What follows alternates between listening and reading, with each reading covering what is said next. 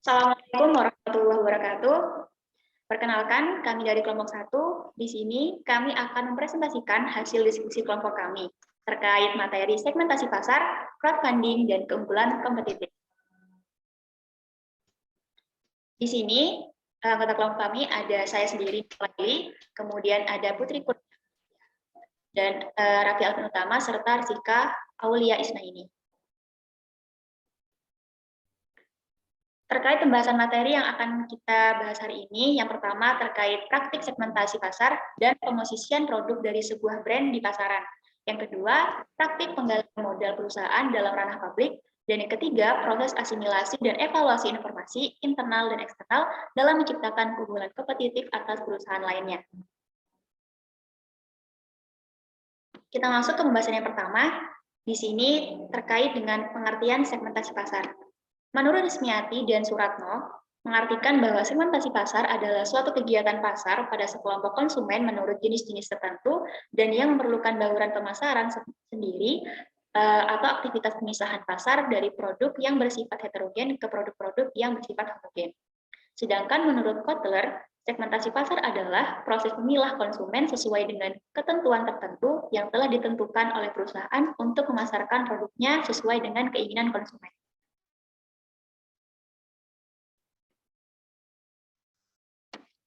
Yang kedua, terkait tingkat segmentasi pasar. Di sini terdiri dari 4 jenis. Yang pertama, pemasaran massal, yakni suatu pemasaran yang dilakukan oleh suatu perusahaan dengan memproduksi, mendistribusikan, dan mempromosikan produk, barang atau jasa kepada konsumen secara massal. Yang kedua adalah pemasaran segmen. Pemasaran segmentasi memberikan pilihan penawaran dan pelayanan yang sesuai dengan kebutuhan serta keinginan konsumen dengan harga yang tepat bagi segmen sasarannya. Yang ketiga adalah pemasaran ceruk katau, yakni pemasaran yang berfokus pada subgrup di dalam segmen-segmen. Yang terakhir adalah pemasaran mikro. Pemasaran mikro memberikan wawasan tawaran produk dan pelayanan pada kelompok-kelompok konsumen.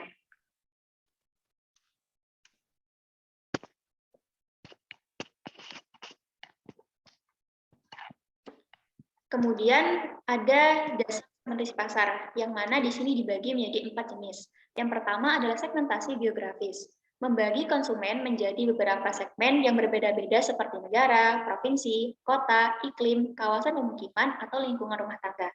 Yang kedua adalah segmentasi berdasarkan demografis, membagi konsumen menjadi beberapa segmen berdasarkan jenis kelamin, pekerjaan, pendidikan, pekerjaan, kelas sosial, dan juga agama.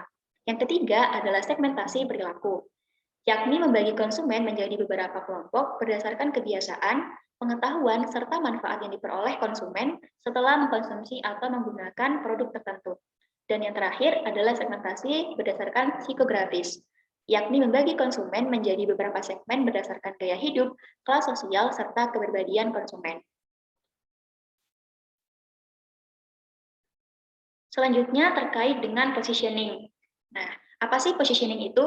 Menurut Ries dan Truth, positioning ini suatu tindakan atau cara agar suatu produk dapat melekat dalam ingatan konsumen, bukan sesuatu yang dilakukan terhadap produk. Nah, jadi positioning ini bagi perusahaan dapat digunakan untuk meneliti di mana posisi pesaing dan mengambil tindakan untuk menempatkan perusahaannya pada posisi yang sama dengan pesaing atau mencari yang lain.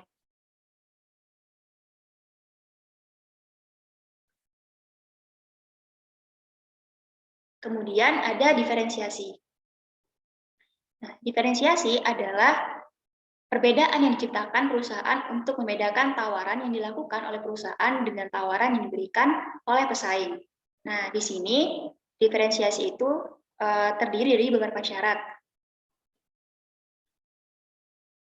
Yang pertama adalah important. Important yaitu konsumen dapat menilai bahwa produk tersebut penting baginya. Yang kedua adalah distinktif, yaitu perusahaan melakukan sebuah penawaran sehingga penawaran tersebut dapat membedakannya dengan pesaingnya. Yang ketiga adalah superior, yaitu dalam suatu produk yang sama dapat lebih menonjolkan manfaat dari yang lainnya.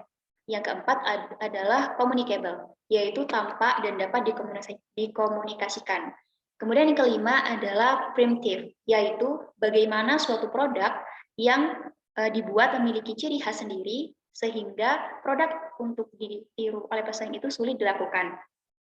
Yang kelima adalah affordable, yaitu dengan adanya suatu perbedaan yang terdapat dalam suatu produk tersebut, konsumen dapat membeli produk yang ditawarkan atau kemampuan daya beli konsumen. Yang terakhir adalah profitable, yaitu laba dapat diperoleh oleh perusahaan tersebut. Yang terakhir adalah strategi positioning. Menurut Kotler, produk yang akan dipasarkan ke konsumen dapat menggunakan beberapa cara product positioning, antara lain yang pertama adalah dengan penentuan posisi menurut atribut. Nah, maksudnya adalah atribut produk suatu perusahaan itu diposisikan menonjol dan lebih unggul jika dibandingkan dengan para pesaingnya, antara lain dapat dari ukuran, lama keberadaannya, dan yang lainnya. Yang kedua adalah penentuan posisi menurut manfaat. Maksudnya yaitu menjadikan manfaat dari suatu produk sebagai hal yang paling diunggulkan. Yang ketiga adalah penentuan posisi menurut penggunaan atau penerapan. Strategi ini dapat dilakukan dengan menghubungkan merek produk dengan konsumennya. Kemudian yang keempat adalah penentuan posisi menurut pemakai. Dalam kelompok pemakai, produk diposisikan sebagai produk yang terbaik. Dengan kata lain, pasar sasaran lebih ditujukan pada sebuah atau lebih komunitas, baik dalam arti sempit maupun dalam arti luas. Yang kelima adalah penentuan posisi menurut pesaing.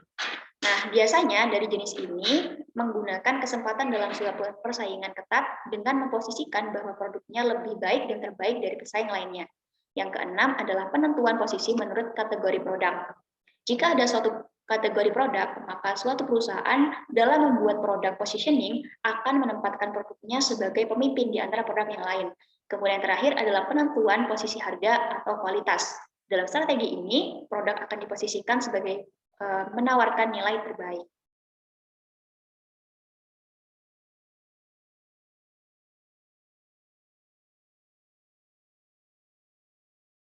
Untuk selanjutnya akan dijelaskan oleh rekan saya.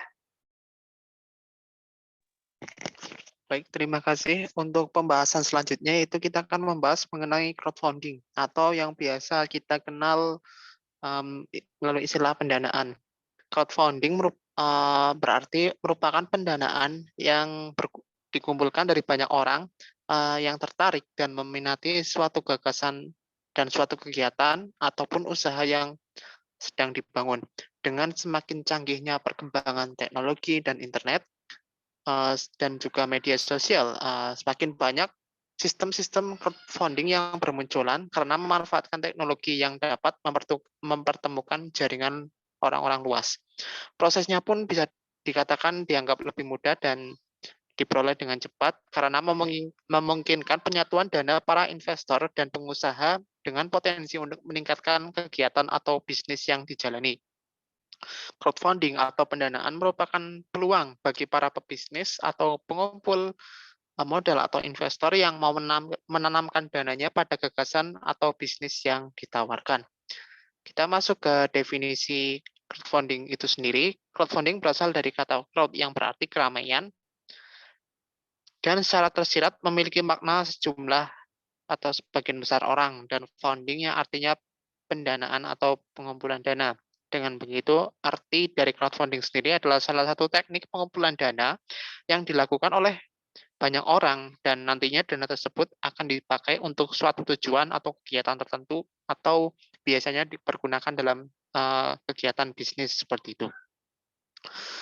Secara umum, jenis-jenis crowdfunding dibagi menjadi 4. Yang pertama yaitu equity crowdfunding. Equity crowdfunding adalah jenis pendanaan yang menawarkan saham kepada investor. Jenis crowdfunding ini bisa dikatakan paling cocok diterapkan untuk startup atau bisnis menengah yang membutuhkan modal. Dalam sistem ini, sistemnya dibuat sebagai kita, sebagai pemilik bisnis untuk menawarkan saham perusahaan dengan jumlah target dana dalam kurun waktu yang sudah ditentukan. Nantinya investor dapat membeli saham perusahaan pada platform yang kita gunakan. Kemudian jika dilihat dari sistemnya, sistem equity crowdfunding ini sedikit rumit, namun keuntungannya kita dapat menggalang dana dalam jumlah yang relatif besar seperti itu. Kita masuk ke jenis yang kedua, yaitu donation crowdfunding. Dari namanya kan sudah jelas ya, bahwa crowdfunding dengan sistem ini yaitu merupakan pengumpulan dana menggunakan sistem donasi. Biasanya urunan dana ini bisa dimanfaatkan untuk bantuan sosial, seperti pemberian bantuan bencana, pembangunan panti sosial, orang sakit, dan berbagai keperluan lainnya. Kemudian jika kita tilik terkait dengan donation crowdfunding dalam bisnis, salah satu manfaat yang dapat kita peroleh yaitu kita dapat dengan leluasa mengatur jumlah target dana yang dibutuhkan dan dalam batas waktu tertentu. Kemudian kita masuk ke jenis crowdfunding yang ketiga, yaitu reward crowdfunding. Untuk sistem ini sebenarnya hampir mirip dengan equity crowdfunding, namun ada satu perbedaan yang cukup mencolok, di mana kalau equity crowdfunding, sang pemberi dana atau investor akan mendapatkan keuntungan berupa saham. Sedangkan pada sistem ini, yaitu reward crowdfunding, keuntungannya dapat berupa penawaran mulai dari potongan harga atau diskon, keanggotaan eksklusif, layanan gratis uji coba produk prarilis, dan sebagainya. Sistem reward crowdfunding ini adalah jenis pendanaan yang menggunakan hadiah untuk menarik para pemberi dana atau investor. Itulah kenapa sistem ini bisa dikatakan cocok untuk digunakan oleh pebisnis kecil ataupun startup yang baru saja merintis usahanya. Kemudian kita masuk ke jenis crowdfunding yang keempat, yaitu debt crowdfunding. Dari judulnya saja kan sudah kita ketahui bersama bahwa debt crowdfunding ini lebih mirip dengan jasa peminjaman uang. Sistemnya sendiri yaitu pencari pinjaman akan datang ke peminjam dan meminjam uang untuk keperluan usaha ataupun bisnis. Setelah peminjam memperoleh keuntungan, maka dia akan mengembalikan kembali dalam bentuk insentif, biasanya seperti bentuk bunga. Sistem ini juga sebenarnya mirip dengan sistem peer-to-peer lending, namun ada yang membedakan antara debt crowdfunding dan peer-to-peer lending. Dalam crowdfunding, dana yang didapat berbentuk donasi melibatkan pihak yaitu pemilik bisnis, pemberi dana, penyedia platform, dan penggalangan dananya yang bersifat sosial. Sedangkan peer-to-peer lending dananya merupakan pinjaman dengan bunga yang sudah ditentukan, melibatkan kreditur dan debitur, serta jika dilakukan secara online tidak harus mempertemukan kedua belah pihak secara langsung. Next. Untuk pembahasan yang selanjutnya yaitu kita akan membahas mengenai bagaimana sih alur kerja dari crowdfunding atau pendanaan itu sendiri.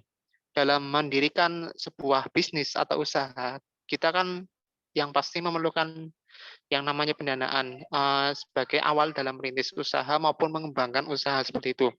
Untuk alur kerja crowdfunding atau pendanaan sendiri, yang pertama yaitu kita harus membuat proposal usaha. Jadi kita harus membuat proposal usaha yang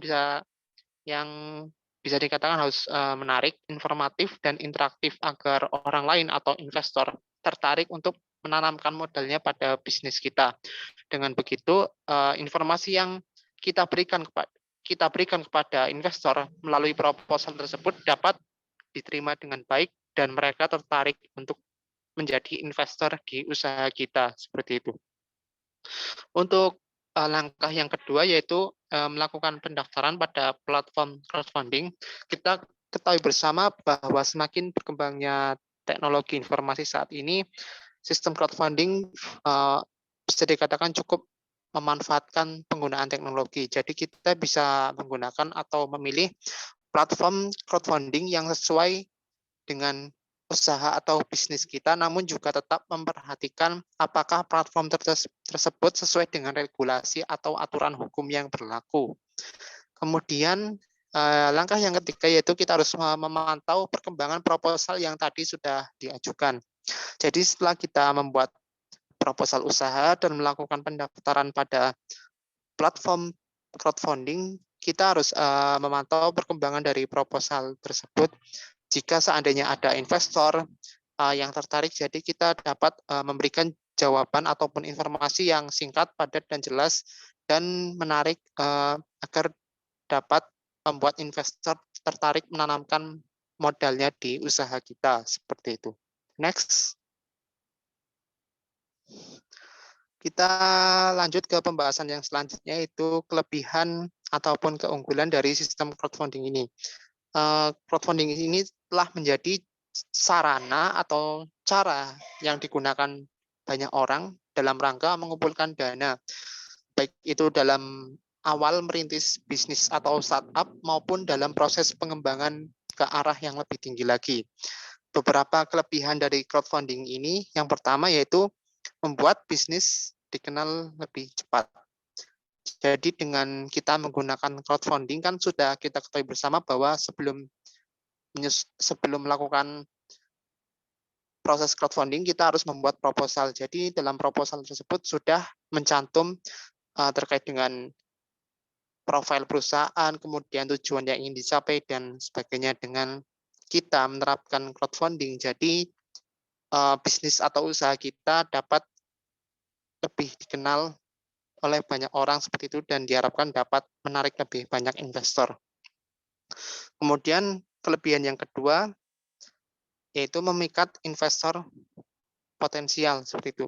Jadi melalui sistem crowdfunding ini, jadi investor dapat mempelajari bisnis yang kita dirikan, mempelajari peluang seandainya mereka ikut berinvestasi dalam bisnis kita.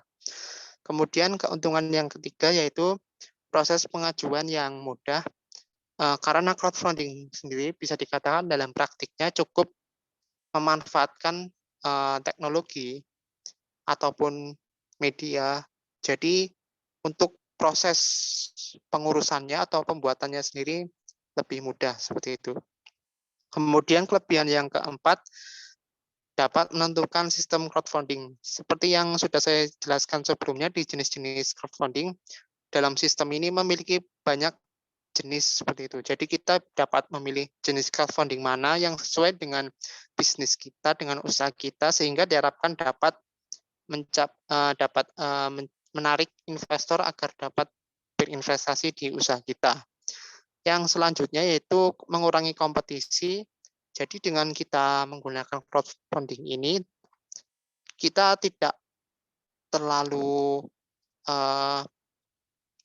jadi dapat mengurangi kompetisi terutama dengan perusahaan-perusahaan yang memang sudah terkenal lebih dulu dari awal. Karena dalam sistem crowdfunding ini kita dapat menggalang dana dengan bermodal ide dan potensi bisnis, namun kita promosikan melalui jenis-jenis crowdfunding yang sudah tersedia.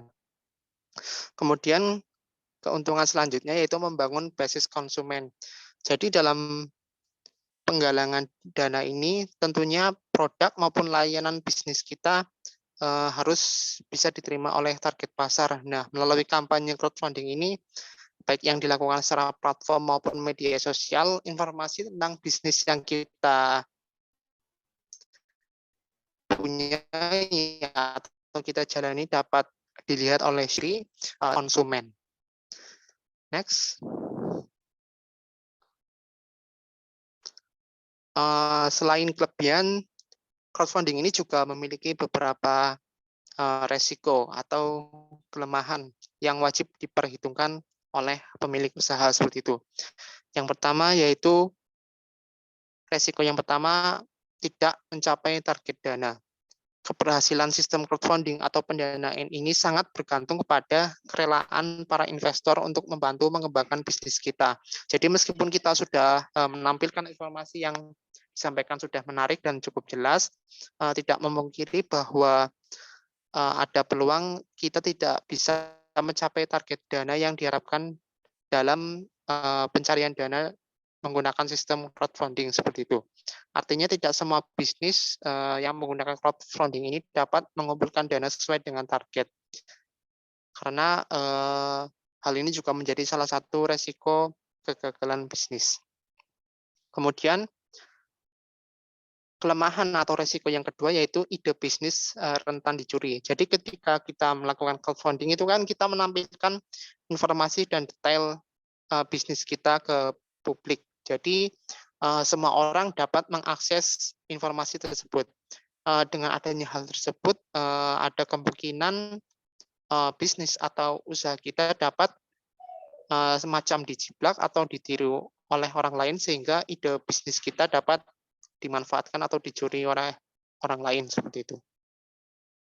Kemudian yang ketiga yaitu terkait dengan keamanan platform crowdfunding itu sendiri.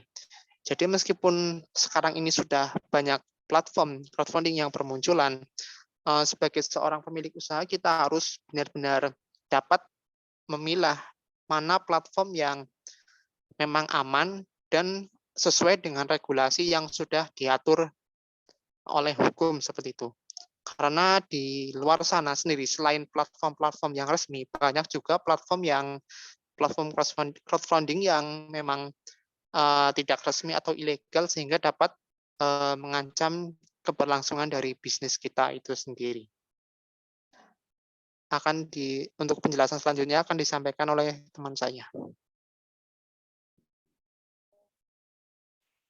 Selanjutnya tentang proses asimilasi dan evaluasi informasi internal dan eksternal dalam menciptakan keunggulan kompetitif atas perusahaan lainnya. Sebelumnya kita breakdown terlebih dahulu apa itu keunggulan kompetitif, di mana menurut Michael Porter pada tahun 1985, keunggulan kompetitif adalah kemampuan yang diperoleh melalui karakteristik dan sumber daya suatu perusahaan untuk memiliki kinerja yang lebih tinggi dibandingkan perusahaan lain pada industri yang sama.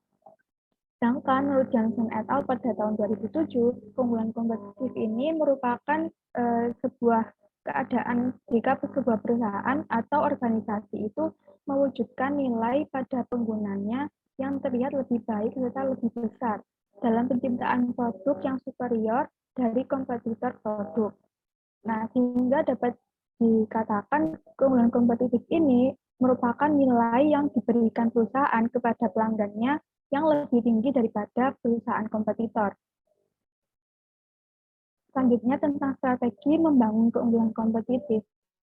Yang pertama ada strategi biaya rendah atau strategi cost leadership, di mana pemberian harga yang lebih rendah dibandingkan dengan produk pesaing yang ada di pasaran.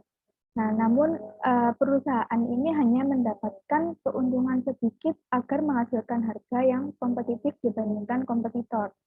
Lalu ada strategi diferensiasi, di mana menjadi unggul dari produk pesaing dengan memberikan sesuatu yang berbeda dari yang lain. Di mana perusahaan ini harus memberikan keunikan produknya agar dapat menarik pelanggan. Yang ketiga ada fokus strategi, di mana fokus pada segmen pasar tertentu dan suatu kelompok masyarakat. Contohnya itu seperti produsen yang berfokus pada barang-barang elektronik. Itu. Lalu strategi selanjutnya ada strategi inovasi, di mana mengembangkan produk dan melakukan pembuatan produk baru yang belum ada di pasaran. Nah, contohnya ini dahulu kan tidak ada ojek online. Nah, sekarang ada ojek online yang berkembang menjadi platform teknologi yang mempermudah hidup masyarakat. Lalu ada yang kelima, ada strategi pertumbuhan, di mana untuk melakukan pengembangan produk dengan menambah support pada produknya, atau keanekaragaman dari produk itu sendiri. Dan misalnya Gojek itu kan dahulu cuma ada GoRide, GoFood, GoSend. Nah, sekarang itu Gojek udah banyak layanannya seperti Gomet. Gomet itu yang bekerja sama dengan Halodoc. Ada juga GoShop dan lain-lainnya. Nah, yang keenam ada aliansi strategi, di mana kerjasama yang dilakukan antar pebisnis, konsumen, penyuplai, atau pebisnis lainnya, dan produsen untuk menghasilkan sebuah jawaban atau solusi dengan cara yang praktis serta baru. Misalnya itu seperti yang saya contohkan tadi, Gojek dahulu tidak ada fitur Gomet-nya. Ya, lalu fitur layanan Gomet itu fitur layanan mengantar obat apotik, lalu Gojek itu bekerja sama dengan Halodoc sehingga terciptalah Gomet tadi. Selanjutnya ada alat ukur yang digunakan dalam keunggulan kompetitif. Yang pertama ada balance scorecard, di mana ini tuh dilihat dari 3 perspektif. Yang pertama ada konsumen, dilihatnya loyalitas konsumen terhadap produk perusahaan. Yang kedua ada perspektif dari internal perusahaan,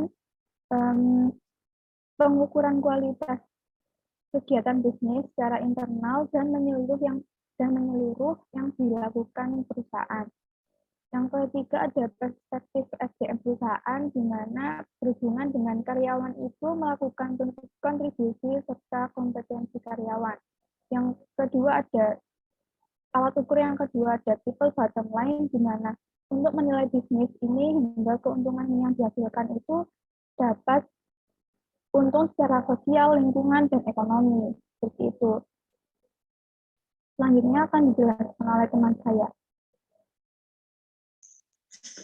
Kemudian untuk selanjutnya yaitu tentang analisa keunggulan yang kompetitif.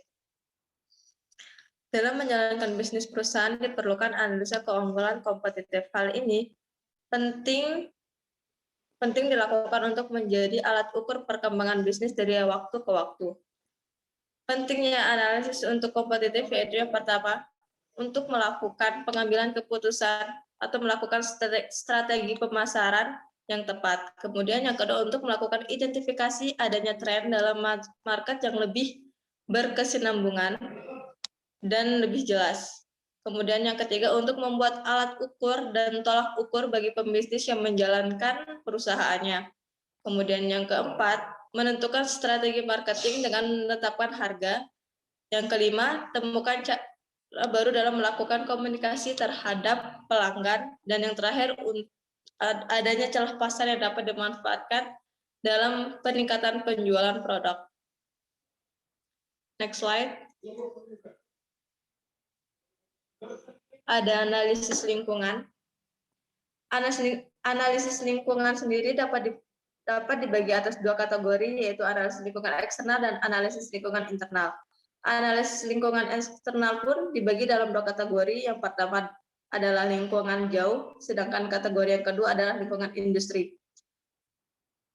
Kemudian untuk analisis lingkungan internal merupakan analisis aspek-aspek yang ada di dalam perusahaan itu tersebut.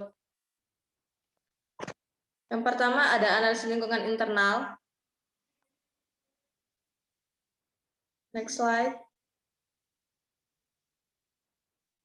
Nah, yang pertama ada analisis lingkungan faktor internal, yaitu melakukan audit internal adalah kendaraan yang sangat baik atau forum untuk meningkatkan proses komunikasi dalam organisasi. Seperti yang kita ketahui bahwa komunikasi mungkin kata yang paling penting dalam memanage sebuah usaha. Yang pertama yaitu pengelolaan atau manajemen.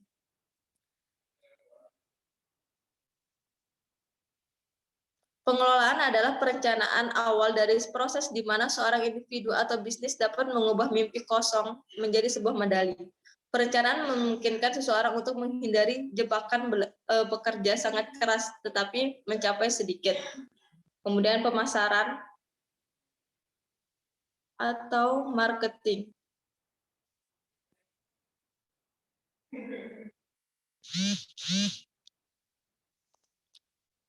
Terus kemudian ada yang ketiga, ada keuangan atau akuntansi atau financial accounting. Yang keempat ada produksi operasi atau production operation. Yang kelima ada penelitian dan pengembangan, research dan development. Yang keenam ada sistem informasi manajemen atau manajemen information system. Kemudian ada faktor eksternal. Untuk melakukan audit eksternal, perusahaan harus lebih dahulu mengumpulkan intelijen kompetitif dan informasi tentang tren ekonomi sosial budaya, demografi, lingkungan, politik, pemerintah, hukum, dan teknologi. Menurut Porter, sifat daya saing dalam suatu industri tertentu dapat dilihat sebagai gabungan dari 5 kekuatan. Yang pertama ada persaingan di antara perusahaan yang ada, kemudian ada potensi masuknya pesaing baru, yang ketiga ada ancaman produk mengganti, yang keempat daya tawar pemasok, dan yang kelima ada daya tawar pembeli. Kemudian untuk lingkungan jauh terdiri dari faktor-faktor yang berada di luar dan terlepas dari perusahaan. Lingkungan jauh akan dikaji melalui faktor-faktor PES, yaitu yang pertama melalui faktor politik. Beberapa hal penting dalam faktor politik yang menjadi perhatian utama adalah undang-undang tentang lingkungan dan pemburuan, kemudian peraturan tentang pemberdayaan luar negeri, ada stabilitas pemerintah, dan lain sebagainya. Kemudian ada faktor ekonomi.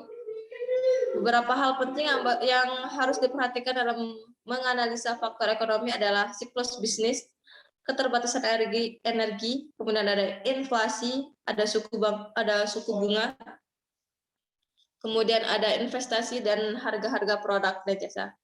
Kemudian ada faktor sosial. Kondisi sosial merupakan kondisi yang berubah-ubah. Aspek yang terdapat dalam kondisi sosial adalah sikap, gaya hidup, adat istiadat, dan kebiasaan orang-orang yang berada di lingkungan eksternal perusahaan tersebut. Yang terakhir ada faktor teknologi. Agar perusahaan tidak terpuruk karena kesalahan dan penggunaan teknologi, maka beberapa hal penting perlu diperhatikan. Misalnya, bagaimana kecepatan transfer teknologi oleh para pekerja, kemudian ada bagaimanakah masa atau waktu ke usaha teknologinya, dan terakhir bagaimana harga teknologi yang akan diadopsi.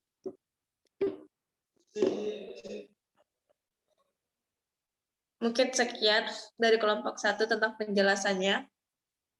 Terima kasih. Assalamualaikum warahmatullahi wabarakatuh.